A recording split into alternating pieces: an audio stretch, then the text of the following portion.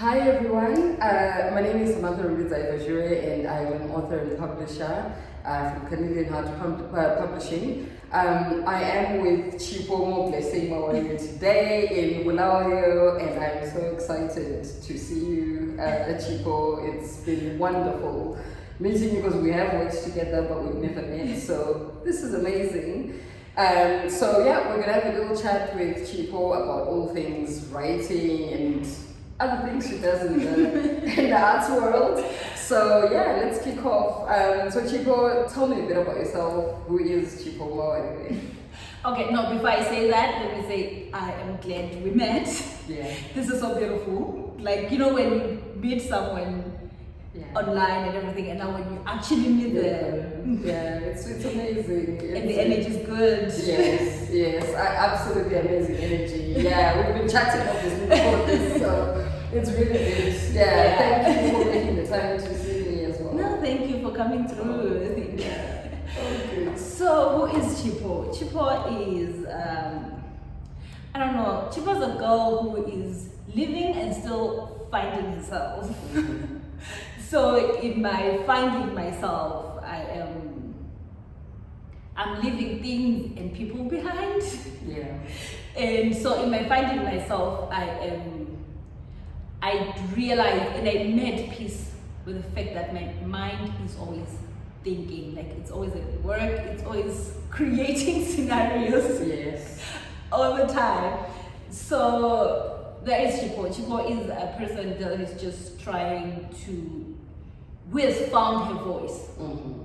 And is finding it more, I'm refining it as I live, and I'm appreciating that I learn every day. Mm-hmm.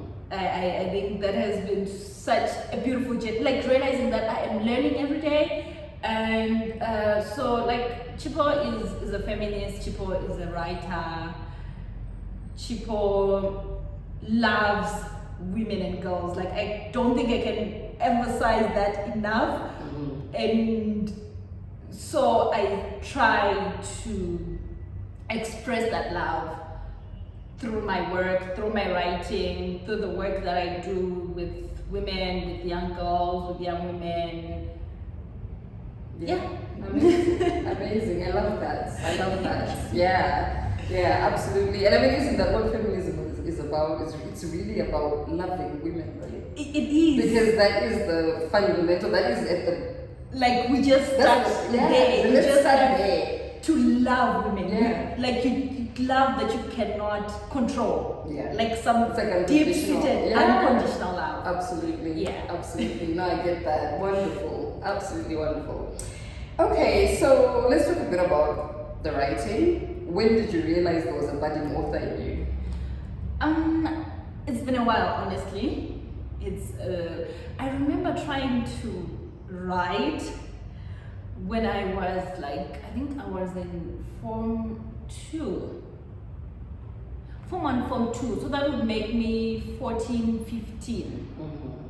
So like I had my little notebook, I was trying to write, but then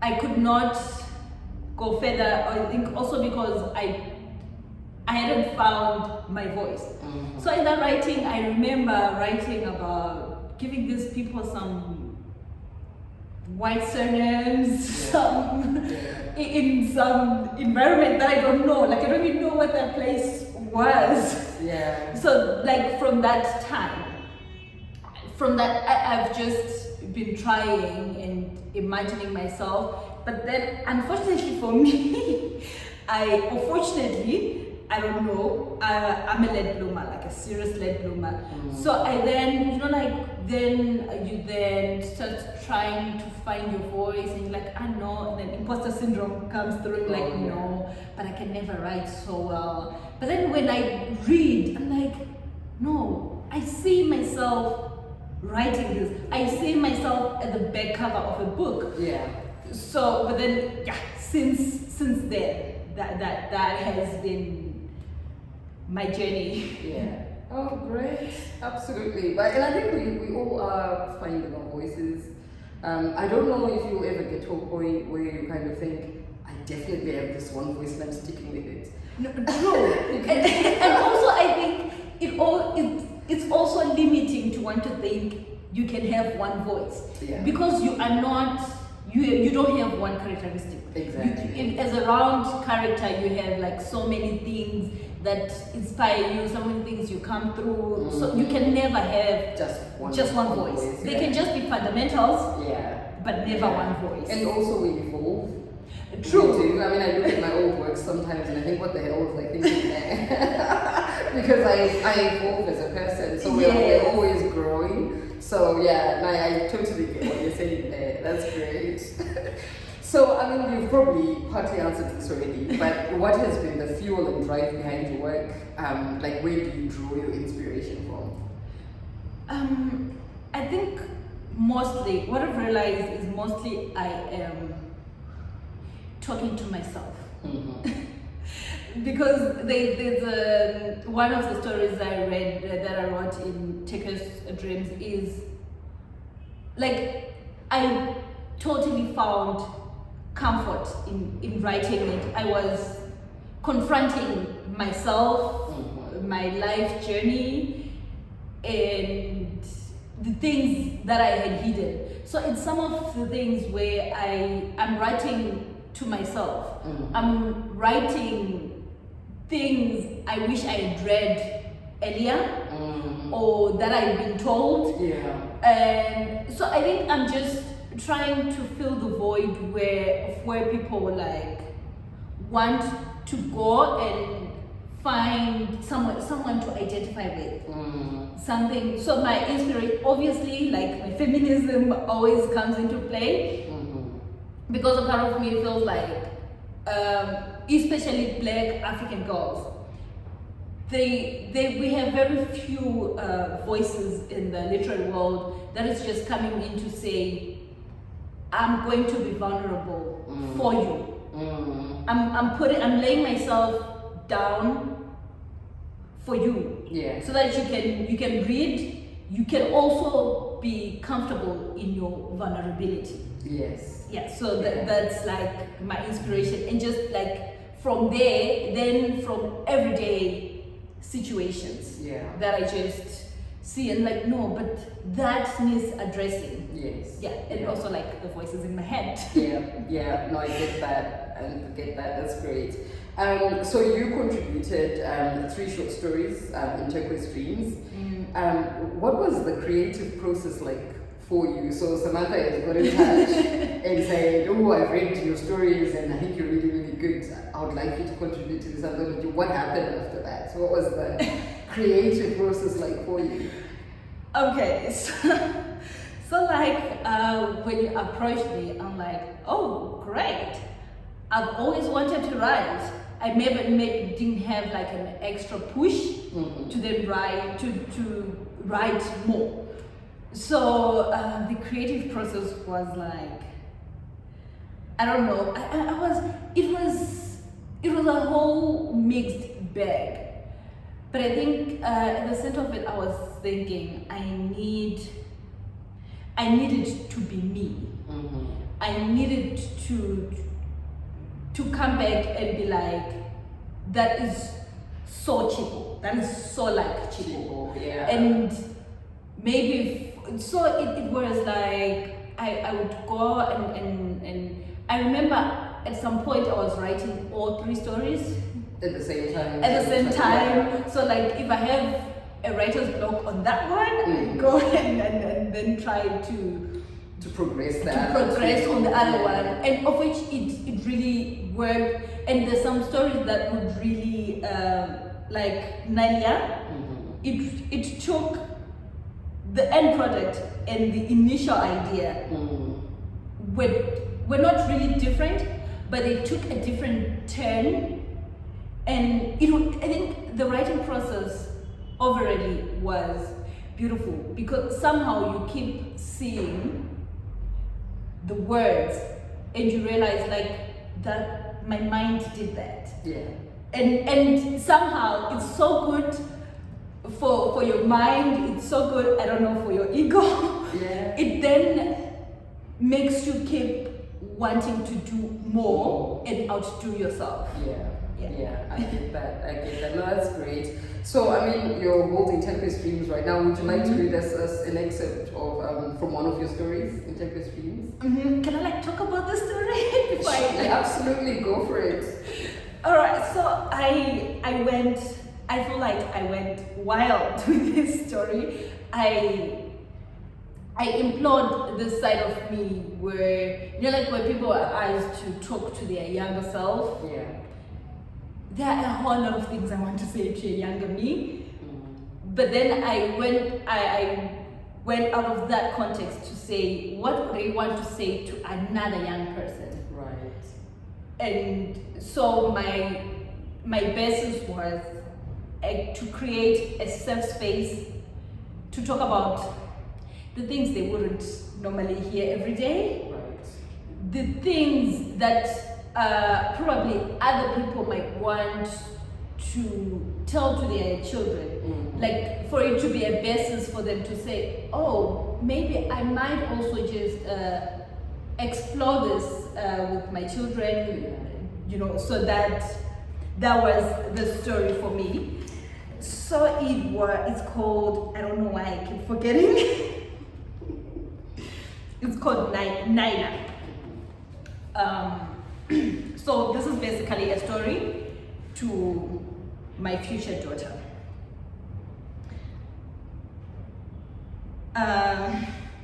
All right, I love the story too much, so maybe I might end up reading a bit too much. So go for it, knock yourself out. I reckon it is best to hear this from me. Darling, you will get heartbroken a couple of times in your lifetime, and that is an inevitable part of life. I will hold your hand through it and buy you a tub of ice cream, hoping you will not be lactose intolerant. Your first crush might not notice you, and you will feel like the world is ending. Normal feeling, but it will only be getting started. The boy who gives you butterflies in your stomach will kiss another girl and crush your world. No need to rush into getting into the dating pool. It can be a bit too intricate for your gentle soul. But when you do start dating, love whoever you are with for who they are and not what they are or have. When you genuinely love and care for someone, you argue peacefully. You do not get to throw ugly words at each other because your concern is to be heard and find a solution than winning the fight. And this will also influence you not airing your dirty laundry after a breakup, because even if the relationship did not work out, you still have some form of respect for each other. Enter a relationship as a complete person, seeking companionship, not completion. Have your own set of principles and beliefs and not be defined by every relationship you have been in. Coming in as a whole being means you're not a chameleon, changing colors with every relationship as you let it define you. While we are on that topic, getting attention from older men in your teenage years does not make you special or hot. Even in your adulthood, why should you be with a man who felt the pinch of Zimbabwe's Beerus checks era? It simply means they are predators and you are their prey. They are weak predators who want you to feed their ego and make them feel special. They are too shallow to be suitors for their age mates, so they prey on you, impressionable young girls who are still finding their feet in the world. Girls whose belief systems hasn't been solidified and are bound to believe anything. And in this case, that women are subservient to men and anything else that suits their needs. They cannot stand a chance with women in their age range because they lack depth, which any woman should seek in a man. Stay away from them. They will try and lure you with material things and whatever is fashionable during your time, while feeding your pretty young mind with their delusional ideas of the world, which your innocent mind may want to take as gospel truth.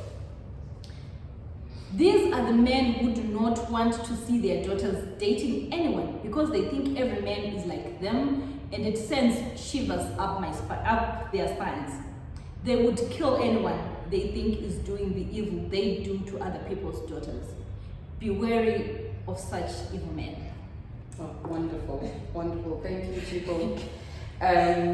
So, I mean, I think the next question I was going to ask you is partly been answered by your reading, actually, which is, there are plenty of life lessons in your stories. Is your writing intentionally didactic, or do you write just sort of purely to entertain? I try to mix. Okay, because I'm always trying to find a balance with whether it's in my writing or in my other arts work like theater and film, to say we shape lives, and that is inevitable. Like right now, I can still remember that the book that I tried to read at like I was so young, I tried to read Yvonne Vera's Without a Name. But because I was young and I didn't like have an appreciation of that deep literature, but I still remembered that one of the first pages had so much to do with mushrooms. So imagine if I can remember just that when I didn't remember the whole book. What if I read that whole book at that age? And that would have shaped so much of what I think, how I see the world as well. So I try to balance. I joke a lot in my life. I have so much sarcasm in me. So I put that also in my writing, right, because it has to be real. Yeah, and the writing is your voice. Yeah. So like it's not for me if it doesn't have like even a little bit of sarcasm or a joke. That's not me. So I just try to entertain, because like we have enough textbooks, we have enough of these serious talks. Yeah. So when you're reading, you have to enjoy. You don't have to enjoy the reading. So I kind of mix the two. Yeah, no, I get that. That's great. So you have mentioned that you've experienced the writer's block before. How do you deal with the writer's block? That is okay. I think I have too many processes. Not really. Cliche. I do just go out and take a walk. Yeah. Like maybe go to the nearest shops, get ice cream. Somehow I don't know what fresh air does. Yeah. Oh yeah. It does magic. And also the thing that you've left the room, or I just totally put my laptop away, start doing other things, so that when I come, but then somehow I've put it away, but I'm thinking of what I was writing in bits and pieces, and I think, oh no, if I remove that paragraph from there and put it here, it might actually get to grow more than where it was. And so it's like that walking. And I also have a community of supportive friends. I have very supportive friends. So sometimes, like, I'll be thinking, no, there is no way this can go. I just ask a friend, would you be interested in reviewing what I'm writing? Give me some feedback. Yes. And then they're like, oh no. But then when I was reading, I thought so and so story would go like this, but then it didn't. So I then maybe just start seeing possibilities and get other ideas. And sometimes I look for a book.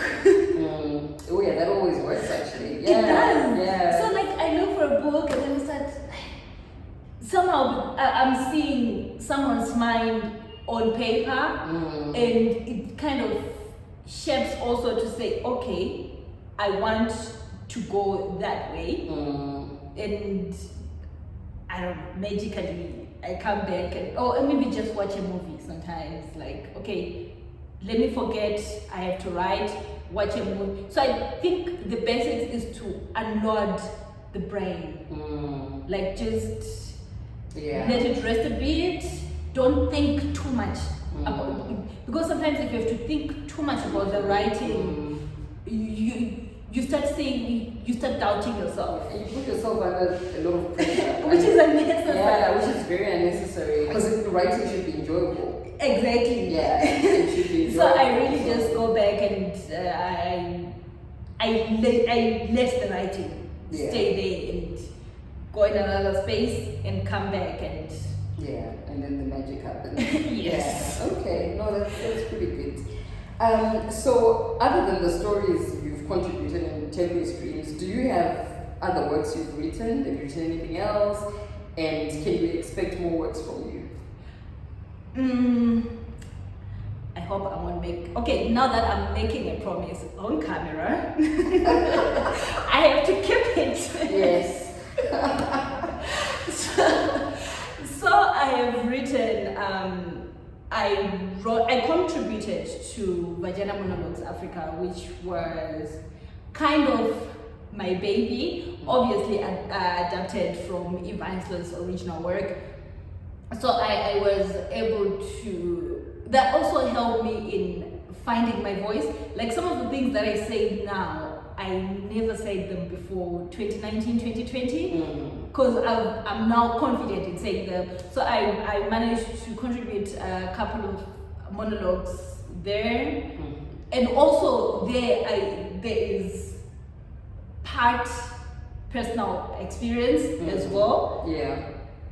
Because it has to be real. We are talking about real life issues that women and people with vaginas go through. So I just had to tap into my reality, tap into stories of people I know with their consent, of course.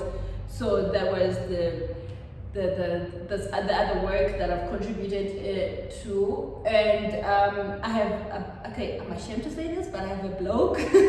All right. Oh, why are you ashamed? I mean, I think blogs are pretty cool. No, because I have kept it idle for a while. I see. Yeah, so like I really owe, and now I've had a couple of Twitter followers. They're like, why haven't you written? Yeah. Because we're enjoying, so like I have a blog, but I haven't really given much attention, which is not good. Like I need to give my baby some attention and some love. Yeah. So I promise that by the end of the year, at least 3 posts will have been up on the blog. I'll be keeping my eye out for those 3 posts. I would have at least 3. Yeah. And also I've been thinking of expanding some of one short story in Turquoise Dreams into a short novel, or maybe long, and maybe even invite other writers, other obviously female feminist writers, to contribute to that. Yeah. Yes, because they also have voices to be heard, and also like and the thing is mostly people whose views I value, and I felt they would contribute a lot to the work. Well, that's exciting. That's really, really exciting. I can't wait for that to happen. So, Me too. Yeah, I hope that. Yeah, I will. Now that I know your plans, I'll definitely. You will definitely. I'll be sending you little nudge emails. Chipo, how are you working on that project? True. Yeah, how far have you done? So that's good. That's exciting, and I'm really glad. And I also like that you're thinking of doing a collaboration. I love collaborations because I believe in collective energy. I believe that you achieve more if you collaborate with people, like-minded people. Yes. So I like that idea a lot. So so fingers crossed it'll work out. True. Yeah. We'll work on that. Yeah. So outside of writing, do you have other talents or other interests? I have too many. Okay, let's hear some of them. I have too many, but I think I don't know if it's even if I can call it an interest or maybe it's an interest or not a talent, but I so much enjoy spending time with girls and women these days. Like I there's just something about it. Something magical. There's just something magical. So I always treasure the moments that I spend with girls and young women, and we talk and we share ideas, and we just try to navigate this world together. Yeah, and besides that, like I've said, I've produced two variations of the same theater production. I also write scripts or contribute to scripts. I do a bit of magazine editing. I love having fun. So much of it. What else do I? And I've just drawn an appreciation for life and the shaping of young minds, of all sexes. Like just trying to realize, you know what, I did not get this. I did not. So I try to be so vulnerable in my interactions with people, especially young people, to say, look, it's not. Don't listen to adults when they try to act and say like they have it all together. They don't, because now you're trying to put yourself into looking like you have it all together. You don't. You won't ever have it all together. So just be. It's like, so I think like in my vulnerability, I then like appeal to just say, look, you know what? Let's live. Let's enjoy. Let's just live a little. Life is short. Life is short. Oh no, I get that. So following on from that, then, what advice would you give to a female creative who's doubting their craft? I think I will be honest with them to say that is not new, and somehow they should not even discredit or try to silence that doubt. It's real, because like I said, like writing has so much of, for me, I think, has so much vulnerability in it, so much of yourself that you're putting there. So it becomes so personal. You start feeling, do I really want to go there? Do I? So it's not new, and don't beat yourself up about it. We doubt ourselves in everything, in a lot of things, maybe not everything, but in a lot of things in this world, because we are not, society and even the education does not prepare us for some of these things. But then if you're doubting yourself, the first thing is surround yourself with people with an interest in your writing. Absolutely. So it becomes better, and don't be shy to approach strangers. Because it will either go bad or very good. But you have nothing to lose. You have nothing to lose. Even if it goes bad. Because like for me, it's like if I approach you and maybe genuinely the person is not interested and they turn you down, like, I know, you know what, maybe I cannot. Or maybe they are rude and they just like, no, get out of my face. I don't, it feels egotistical, but I just like, you know what? You're missing out on me. Absolutely. It's your loss. You're missing. Absolutely. Like, do you know what you're missing out on? Yeah. So it's just put yourself out there. And also, it's the other thing, it's important to write, to find your voice. Don't write to impress people. Don't, just find like, am I comfortable reading this myself? Is this the story that I want to be told? So I think as a young female writer, you will find that time when you're like, oh, maybe I cannot. You can. Yeah. That is the thing. You can. Your story is valid.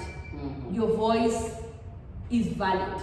So if you start from that point that what I have to say matters, and then you just find people around you, tools around you, read from people that you identify with, and start it from there. And also, like, you can maybe come through to me, if like I'm willing, we can try it together. Yeah, great.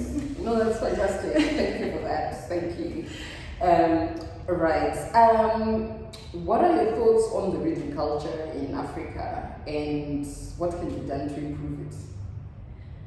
I think it's really not impressive. It's not so impressive, and I think it's because reading is meant, somehow kids start reading as, I don't know, as a task. Right. They read because they must. They have to. Yeah, they have to. So it then becomes, it becomes a chore. No one likes chores. No one, even at work, no one likes tasks. Yeah. So it has to be, so I think it's mostly with, it's on parents and guardians. It's on educators. It's on us writers. For us writers, it's to write age-appropriate literature. Because I've realized even with literature, with films, with maybe book, with music, you get to have people concentrate on toddlers, maybe up when they're 7, 8, 9, maybe up to 10. And from there, it's like we forget these children. And we find them later at some point now when we're shoving literature books in their faces at school. And so that as writers, our task is to be thinking, what are we giving, what fun things to read are we giving the young minds? And for the parents, it's to give them something, is to make reading fun. Like, I know, well, as parents, there's like so much we have to do, so much, but so much of that should also include that parenting part where you're like, come, let's read. Or you start reading to them at a young age, and because I'm always saying a lot of my reading and even writing is inspired by my mom. My mom taught me reading and writing, and it wasn't a task. You did it for pleasure. It was for pleasure. Like, I wasn't thinking, oh no, I have to go to school, and now I wasn't even in school yet. So you should buy me a book, we start writing, write your name. And it wasn't, no, I think also because I wasn't in school yet, so it wasn't like, you have to know this letter, you have to know how to write the letter B. No, it's like, no, oh, you do it like, no, you do it like this. And so that has shaped so much of my reading. And I want to hold on so much to that. Like, no, she taught me how to read and write. Like, now I have to read. Exactly. So like, as parents, we have the task to our children to be saying, you know what, reading is fun. Let's go through it together. And so even like with educators as well, is to make reading fun. Just make it enjoyable. Yes, at the end of the day, they have to answer a comprehension or something, but make it fun, make it enjoyable. And I think from there, because like if you read in class, and now you're thinking, what else is there out there? Absolutely. So I think it starts from there. No, I agree with you 100%. So are you currently reading any books at the moment? Are you currently reading anything or watching something interesting? Something interesting would be Handmaid's Tale. Okay. It's making me very mad, obviously. Is that something you're watching at the moment? It's something I'm watching. I haven't found the book. I would really love to read the book, but I because now I'm thinking, okay, how is this? All these pictures in words. So that's what I'm reading. Mm-hmm. That's what I'm watching. Reading. Okay, I'm just rereading my work. Like I'm like that. No, but now I'm just rereading the Vagina Monologues because we are doing it again. So like I think just to kind of refresh your to kind of refresh, and probably even like you were saying that sometimes you look at your work and like, I wrote that. So, but for me, it's like as I'm growing, is maybe to then include some of the things. So like just to talk to the writers, like how do you feel if your monologue we edit it this way and everything? So I'm kind of stuck there. Yeah. Okay, that's great. And do you have any favorite authors? Yes. What are your favorites? Though there are not so many, but I loved Yvonne Vera's writing. Mm-hmm. So poetic. Like, I know. So beautiful. So you find yourself turning the pages, and so I really fell in love with her writing, but then like at some point my young mind could not understand like what is she saying. So now I'm like bit by bit I'm like reading her books again and like that is so smart. Yeah, she was so clever. She was so good. And outside of Africa would be now I'm realizing my favorite authors are late. Would be the late Toni Morrison. Mm-hmm.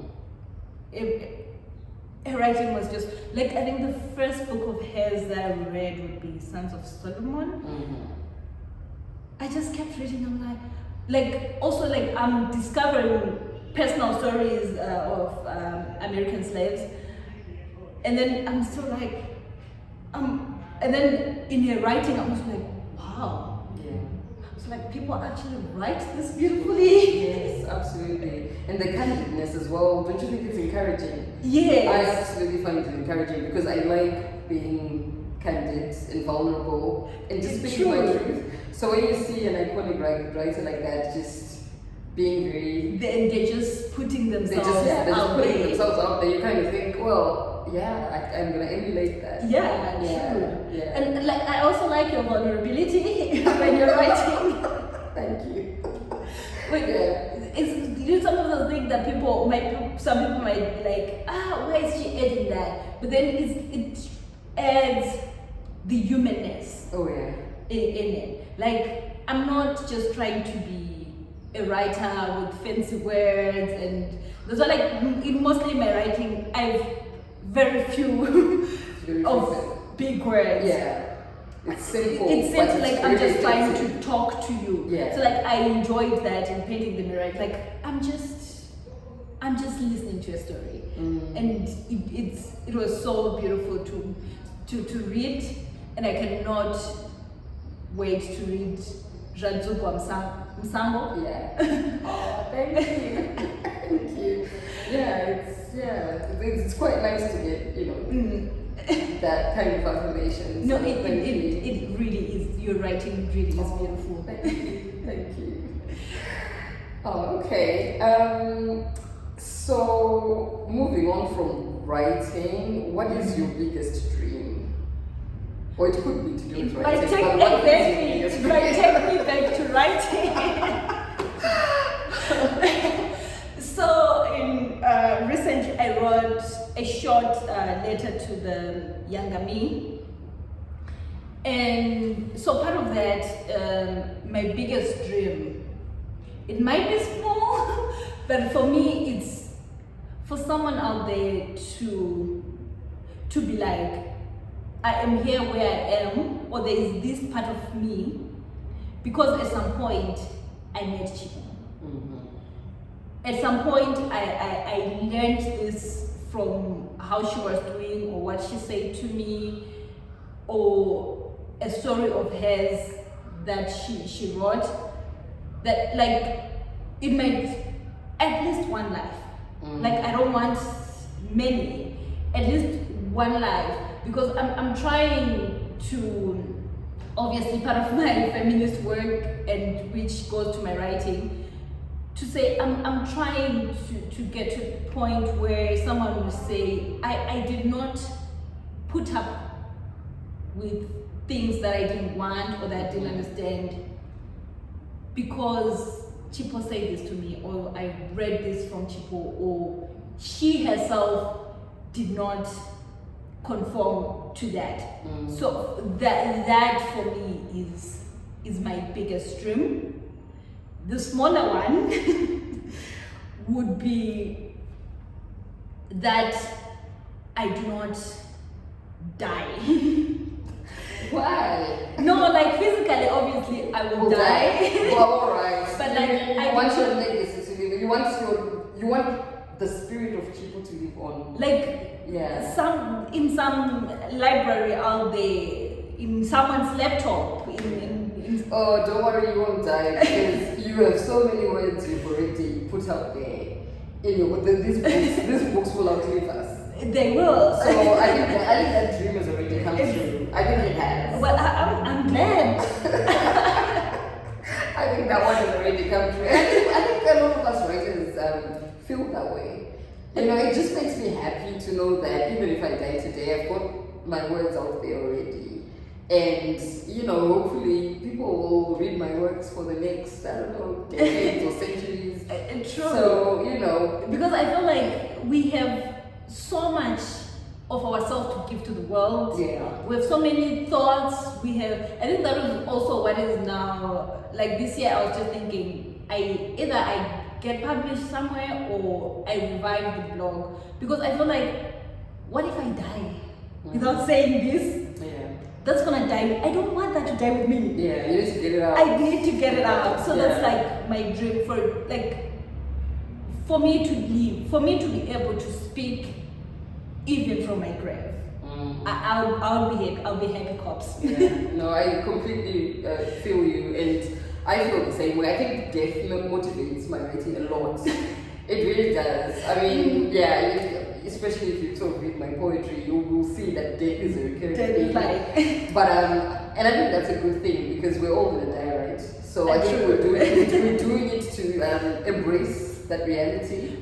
And maybe it's not such a bad thing that we die. No, it shouldn't. Exactly. Like, I think it's not a bad thing that we die, but at what point in our life are we dying? Yeah. And when we're dying, what are we leaving for the world? Exactly. Like, how am I going to... For me, I will remember I meet Sam on Twitter. I had written some crazy thread, and she came through and said, "Are you interested in writing?" Yeah, absolutely. So for and I read your blog as well, you know, and I really enjoyed the stuff that was on your blog. So yeah, I think. So for me, I always that is a standing thing. Like, I mean, my name is in Turquoise Dreams because there was Sam, and someone will know that after I die, they'll still be saying, "No, but you see, for Chipo to write in Turquoise Dreams." So I think.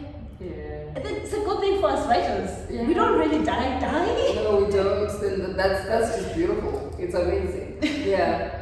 It makes it makes the concept of dying more palatable, more acceptable. True. It's just like, it's fine. It's okay. Yeah. Like, I've done my part, so I can go. So I can go now. Yeah. No, I love that. Absolutely. So, I mean, maybe before we wrap up, do you have a final message for your readership or just your fans? I'm sure you have your fans. I hope I do. Well, I've had some people that I didn't tell about my blog coming through, like, "Oh, I like your writing." So, well, I guess I do. Yeah. And there's the acting as well. There's the plays and all this other stuff you do. Yes. So you're a proper celebrity, I think. Oh, wow. Am I? Yeah, I think so. So my last message would be, I don't know, like, I'm gonna be authentic. I think that's what I can promise. I'm gonna keep it authentic. Mm-hmm. If you see it being apologetic, if you feel like that voice is being quieted, no, then that, like, please come down, like, go, what's happening there? Because I promise 100% authentic. I'm gonna be vulnerable for you guys.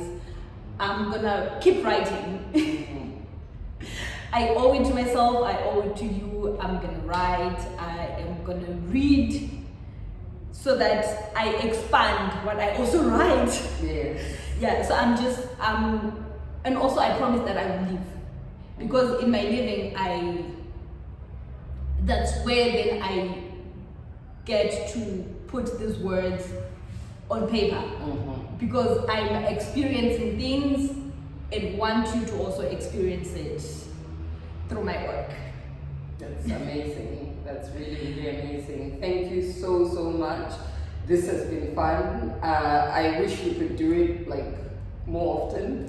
But yeah, it might, you know. I hope so. Yeah, we're putting it out there. We're putting it into the universe. It's careful what you wish for. I might be back here in a couple of months' time. Hey, I'll be happy. Trust me, I'll be happy. Yeah. No, it's been great. It's been wonderful. Thank you so much, Chipo. And I wish you all the best in everything you're working on. You know, the projects that you're working on at the moment. And yeah, I think, you know, I look forward to both your work. I wish I could, you know, I wish I could stay to watch the Vagina Monologues. I know it's showing on the 25th of November. Yes. Yeah, so if anyone's watching, enjoying Bulawayo, do come through and watch the Vagina Monologues. Is it going to be streamed live? Not like, well, already have it on. Oh, it's already streamed live. Yeah, so it's already online. It's already online. So many people might just reshare and. Yeah, absolutely. Yeah, I did watch it on Facebook and it's amazing. But I think it would be lovely to watch it live. So hopefully next time I'm here it will be showing and I'll come through. Hopefully you will. Yeah, great. Alright, thank you so much. Thank you for coming through.